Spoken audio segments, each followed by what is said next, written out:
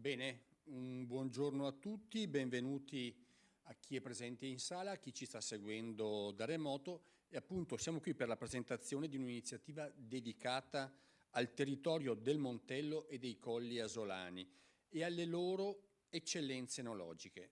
Se è noto che Asolo fu meta di poeti, scrittori, artisti e viaggiatori che qui trovarono ispirazione ed armonia dal poeta inglese Robert Browning, la divina del teatro Eleonora Duse, dal compositore Gianfrancesco Malipiero alla scrittrice e viaggiatrice inglese Freya Stark, è forse meno noto che si deve a Giosuè Carducci la definizione di Asolo come città dei 100 orizzonti, che restituisce perfettamente la capacità di celare dietro ad ogni angolo un panorama diverso, testimonianza della sua storia millenaria. Citare Carducci non è casuale. Se il suo felice appellativo di Asolo rimane ancora oggi un piccolo gioiello, tanto che alcuni critici hanno ritenuto il poeta un pittore di paesaggi storici. È nota anche la sua grande passione, del premio Nobel, per la letteratura del 1996, per l'universo gastronomico, che tradusse in pratica oltre che in verse. Passate alla storia sono infatti le sue ribotte, abbuffate pantagrueliche che iniziavano al mattino e finivano al crepuscolo, dove con gli amici di Castagneto discuteva e recitava poesie. E al pari delle poderose mangiate e bevute sono innumerevoli i versi che Carducci dedicò al vino, traducendo in letteratura un amore appassionato. Sarebbe sbagliato liquidare questa passione come un semplice vizio. Poeti, scrittori, pittori e scultori hanno ben dimostrato nel corso dei secoli il valore culturale del vino e del cibo. Ma si deve a Massimo Montanari, uno dei massimi studiosi della storia della gastronomia italiana, una delle definizioni più significative in merito, che dà anche il titolo appunto a uno dei suoi libri, Cibo come cultura. Appunto, estendendo e ampliando l'assunto di Montanari, si può ben affermare che da tempo il cibo e il vino hanno dimostrato una straordinaria capacità di raccontare i territori e le loro identità e sono divenuti un binomio fortissimo che ha dato vita a un turismo di settore ormai diventato target e segmento di mercato.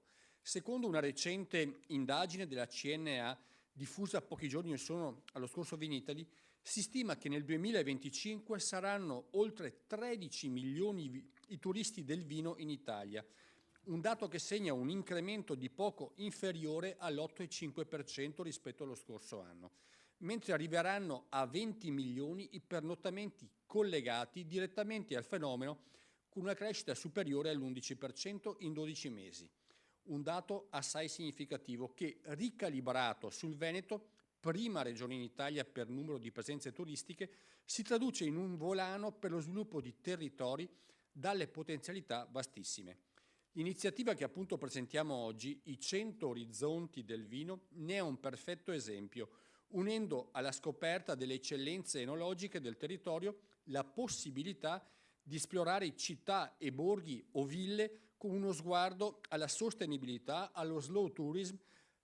Ringrazio appunto l'amico Simone Rec per questa manifestazione che rappresenta un esempio di come si possa conciliare turismo, enogastronomia, cultura, lentezza e scoperta.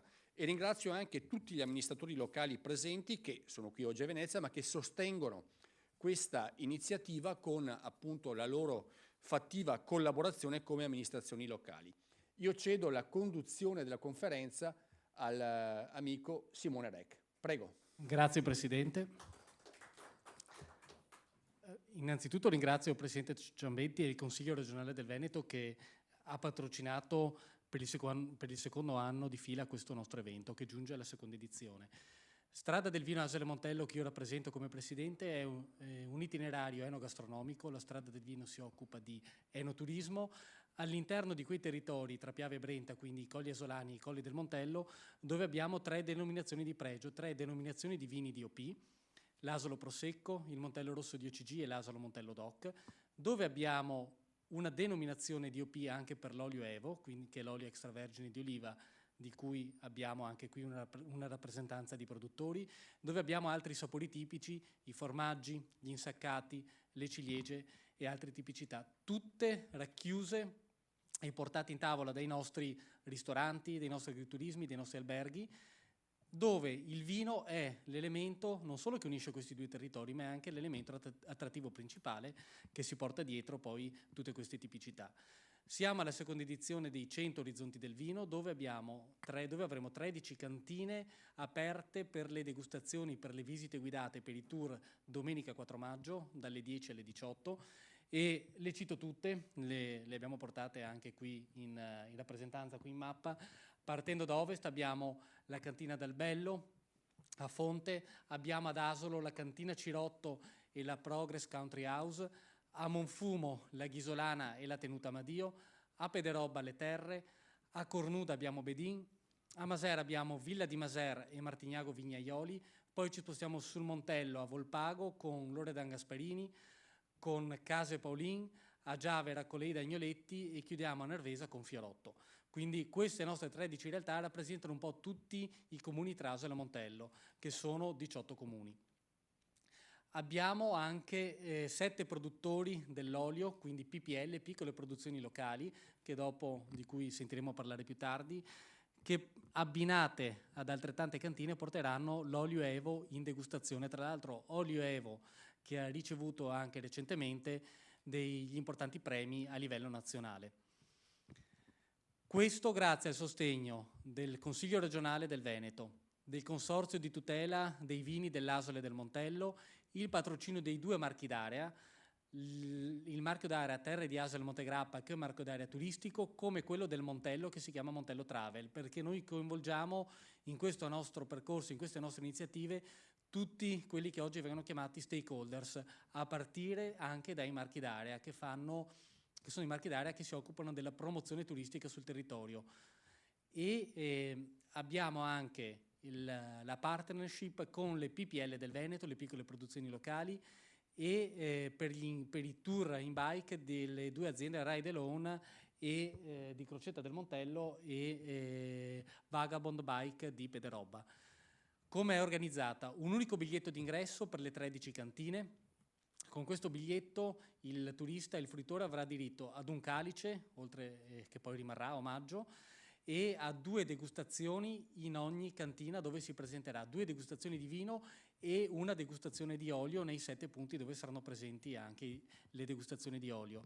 Ogni cantina poi si è organizzata con una proposta gastronomica a pagamento, proposta gastronomica che parte appunto dalla soppressa veneta, quindi dagli insaccati delle PPL, dai formaggi, può essere dallo spiedo, quindi quelli che sono un po' i prodotti tipici.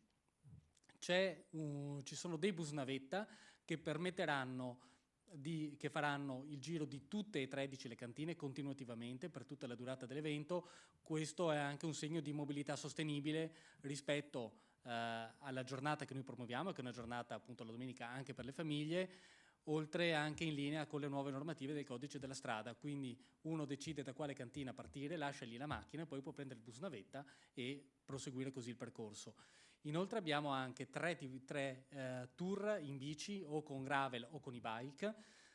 Sono 3 tour perché uno è un tour all'interno dei Colli Asolani, uno è un tour all'interno delle cantine del Montello e il terzo tour invece comprende entrambi gli areali. Infine, per la promozione e per poter pubblicizzare poi al meglio le nostre realtà, abbiamo fatto, grazie alla Regione del Veneto, un accordo con i Veneto Creators, che sono appunto dei creators che nei social poi saranno presenti quella domenica e pubblicizzeranno il territorio e i prodotti tipici. È stato parlato prima anche di ville, in particolare della Villa Palladiana di Maser, dove domenica alle ore 11 faremo un'inaugurazione con tutte le amministrazioni comunali presenti e con i 2 marchi d'area come momento di inaugurazione istituzionale. C'è già un grande successo, ci aspettiamo oltre le 400 presenze sul nostro territorio per questa domenica. Ringrazio ancora le 13 cantine che ho citato, le 7 PPL dell'olio, le amministrazioni comunali che qui sono anche rappresentate per il supporto che continuamente danno alla strada, i ristoratori, e saluto anche il mio vicepresidente Ezio Guizzo in rappresentanza della parte ristorativa che c'è all'interno della strada. Verranno per poter promuovere poi in questa domenica dei 4 maggio un po' tutto il territorio. Vi aspettiamo e grazie ancora per questa conferenza stampa. Chiamo sul palco Claudio Crotti in rappresentanza dell'Umpli Veneto come responsabile olio Umpli Veneto, che ci racconterà poi la parte dell'olio e delle PPL. Buongiorno, grazie Presidente, grazie al Consiglio regionale per questa opportunità. Vi porto il saluto di Giovanni Folador, Presidente dell'Umpli di Treviso e delle Città dell'Olio con Valentina Ricesso come coordinatrice. Sia l'uno che l'altro sono due attori importantissimi che ruotano attorno al mondo dell'olio, ruotano attorno al mondo delle attività promozionali, e qui abbiamo un'attività che è un incubatore meraviglioso dove vede, come è stato citato poc'anzi, tutti gli attori presenti nel territorio collaborare tra di loro. È un ping pong sinergico tra queste attività, il fatto di poter contemporaneamente visitare dei siti importanti da un punto di vista storico, architettonico, ma dall'altra parte anche portare alla bocca del visitatore delle emozioni, delle sensazioni, è una cosa veramente molto importante. Oggi si parla molto di storytelling, quando si parla di esperienze emozionali e dove si tocca veramente con mano il territorio, direi che con questa iniziativa, e qui vanno i complimenti al Presidente che ha guidato tutta la squadra, questa iniziativa ha centrato e centra perfettamente questo obiettivo. Una delle volontà della Presidenza e del CDA della Strada del Vino Asolo Montello è stata quella di volere all'interno dell'organizzazione sia l'Umpli, quindi le Proloco, perché sono un elemento importantissimo nella gestione di questi eventi, e le PPL, questo progetto nato nel Veneto, un progetto unico in Italia, con la speranza che si diffonda a livello nazionale e che ha consentito a moltissimi produttori di avere la possibilità di arrivare a un'etichetta sull'olio, una cosa importantissima, e di sposare conseguentemente tutte quelle iniziative come questa, dove c'è la possibilità di rendere visibili i propri prodotti. Qui siamo con 7 PPL, 7 piccole produzioni locali dedicate all'olio Evo, che avranno la possibilità di essere toccati, anzi assaggiati, nelle varie cantine. Sono 7, li cito: l'azienda Dei Rossi, Olivetti Cavarzan, azienda agricola Zigolo, l'azienda Callegari, azienda Rostirolla, i fratelli Botter e Bernardi Bruno. Quindi una possibilità in ogni corner dedicato all'olio di toccare questa che è, diciamo così, un prodotto che nasce molti anni fa, e lo troviamo nel 1220 più o meno, citato in vari passaggi notarili, ma che ce lo troviamo oggi con diciamo apprezzamenti nazionali e internazionali, e quindi l'opportunità di renderlo visibile a tutti. Grazie e buona giornata. Chiamo qui sul palco Claudio Benedos, sindaco di Maser, che è in rappresentanza anche delle 18 amministrazioni comunali che sono socie della Strada del Vino, perché abbiamo anche i 18 comuni dell'Asolo del Montello tra i nostri associati. Prego Claudio. Grazie. Intanto un saluto a tutti voi. Come ha detto il Presidente Simone Rec, sono qui in rappresentanza dei comuni soci della strada Vino Asolo Montello, una strada che, ricordo, è nata nel 2006. E diciamo con alti e bassi all'inizio, e il mio compito a nome di tutti i sindaci è quello di ringraziare il Presidente e tutto il Vicepresidente e il direttivo, perché da ben 3 anni stanno lavorando per rilanciare e far ripartire questa strada che è la cerniera tra la Pedemontana asolana e il Montello. Io mi complimento per tutto il lavoro di riorganizzazione che è stato fatto, infatti oggi siamo qui a presentare la seconda edizione dei 100 Orizzonti del Vino, ma mi voglio complimentare anche per il progetto che ha avuto un enorme successo, che è il patentino dell'ospitalità, che ha coinvolto tutti gli operatori, e quindi sta a dimostrare quanto lavoro state facendo. Quindi voi siete il braccio operativo di tutte le amministrazioni comunali per quanto riguarda la promozione del territorio, perché la strada del vino è sì una strada del vino, la parola stessa ci dice, parla di enologia, ma parlando di enologia promuove tutto il nostro territorio, le bellezze del nostro territorio. Voglio anche ricordare come la legge nazionale 238 del 2016, il cosiddetto testo unico sul vino, del vino, ecco, mette in rilievo il ruolo chiave che hanno queste strade del vino per promuovere tutti i territori, il vino stesso, ma anche la cultura del buon bere. Mi complimento anche per i progetti che avete, che sono quelli della strada del vino, come abbiamo sentito, di farla diventare la strada di tutti i nostri prodotti tipici, in primis appunto l'olio. Quindi davvero grazie a nome di tutte le amministrazioni e sono sicura che domenica 4 maggio sarà davvero un successo.